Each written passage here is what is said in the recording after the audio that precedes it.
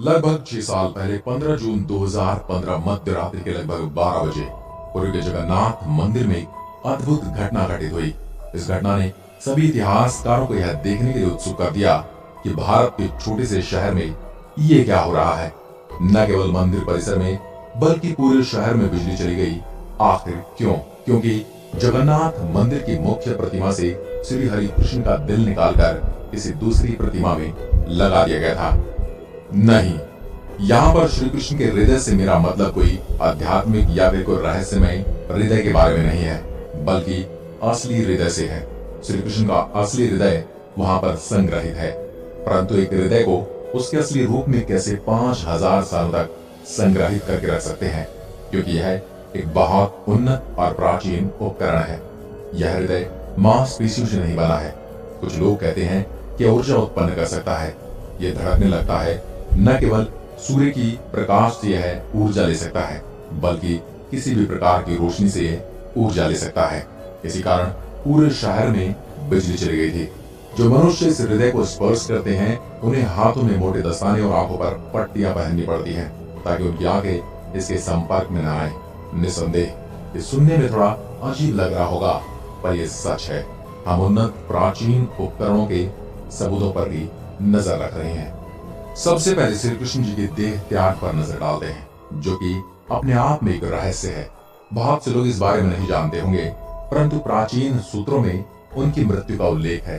लगभग 5000 साल पहले श्री कृष्ण जी को एक शिकारी द्वारा जंगल में मार दिया गया था। यह एक दुर्घटना थी, क्योंकि शिकारी हिरण को मारने की कोशिश कर रहा था। श्री कृष्ण जी की मृत्यु हो गई और उनका अंतिम संस्कार कर दिया गया। उनका शरीर धार्मिक तरीके से अंतिम संस्कार कर दिया गया। हालांकि उनका शरीर तो जल गया, परंतु उनका हृदय नहीं जल पाया। यह एक बिना नुकसान पहुंचे हुए मजबूत धातु के गांठ जैसा दिख रहा था। जब शिकारी ने उस हृदय को उठाया तो वह हिलने लगा। अब शिकारी उस हृदय का फिर से अंतिम संस्कार करने की कोशिश करता है, परंतु इस हृदय को जला पाना संभव था और इस हृदय से एक अजीब सी धड़कने की आवाज आना शुरू कर दी। तो फिर शिकारी को यह महसूस हुआ कि कोई खास उपकरण है। उसने उस हृदय को उठाया और इसे बेचने की कोशिश करने लगा, क्योंकि यह बहुत अजीब दिख रहा था। उस शिकारी ने पूरे भारत का भ्रमण किया, परंतु उसे कोई हाथ तक नहीं लगा रहा था। शिकारी ने हार मान ली और उसने हृदय को लकड़ी के पट्टे पर रखकर नदी में छोड़ दिया। ये हृदय पुरी के एक प्राचीन शहर में किसी को मिला। जब पुरी के राजा को यह पता चला कि श्री कृष्ण का हृदय है, तो उन्होंने एक प्रतिमा बनाकर उस हृदय को उसमें रखने का निर्णय लिया और इस हृदय को उस मूर्ति के अंदर स्थापित करने का भी निर्णय लिया, जो जगन्नाथपुरी में आज भी विराजमान है। इस हृदय को ब्रह्म पदार्थ या हृदय पदार्थ कहा जाता है, जिसका अर्थ है दैवीय पदार्थ। सबसे अद्भुत बात इस मूर्ति की यह है कि हिंदू देवी देवताओं की मूर्तियां तो किसी धातु की होती हैं या फिर किसी पत्थर या चट्टान की बनाई हुई होती हैं, लेकिन ये लकड़ी की बनी है। इस अद्भुत मूर्ति का लकड़ी का होने के पीछे कारण ये है कि भगवान कृष्ण का जगन्नाथपुरी में हृदय बिजली के करंट की तरह काम करता है। धातुएं बिजली की सुचालक होती हैं तो करंट लग सकता है, और लकड़ी कुचालक होने के कारण करंट नहीं लगता। जगन्नाथ का अर्थ है पूरे ब्रह्मांड का स्वामी।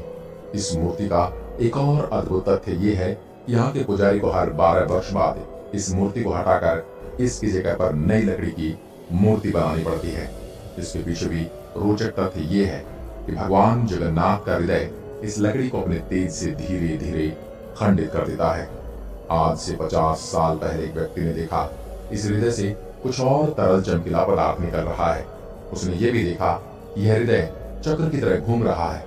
इस व्यक्ति ने कहा यह अष्ट धातु से बना है, जिसका अर्थ यह है कि एक मिश्र धातु से बना जिसमें 8 धातुएं हैं। इस अद्भुत चक्र के बारे में बहुत सारी धारणाएं बताई जाती हैं। भगवान कृष्ण के पास एक चक्रीय शक्ति जो सदैव चलती रहती है और ऊर्जा उत्पन्न करती है।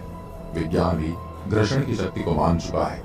जगन्नाथपुरी के मंदिर के संचालक कहते हैं वे जब इस मूर्ति को हटाते हैं तो वह पूरी तरह से वहां पर अंधेरा कर देते हैं। वे सभी मानते हैं कि एक भौतिक वस्तु है, पर इसके केंद्र में जो ऊर्जा उत्पन्न हो रही है वह अद्भुत है। हम जानते हैं किसी भी प्रकाशमान वस्तु से ये ऊर्जा प्राप्त कर सकती है, इसलिए वे इस मूर्ति को अंधेरे में ही वहां से हटाते हैं। हम जानते हैं कि भगवान कृष्ण ने हमें एक प्राचीन उपकरण दिया है। आज विज्ञान इस तंत्र को प्रयोग करते हुए विभिन्न प्रकार की मशीनों का प्रयोग करते जा रहे हैं, क्योंकि भगवान कृष्ण भी अपनी उंगली पर सुदर्शन चक्र रखते थे जो कि सदा गतिमान रहता था।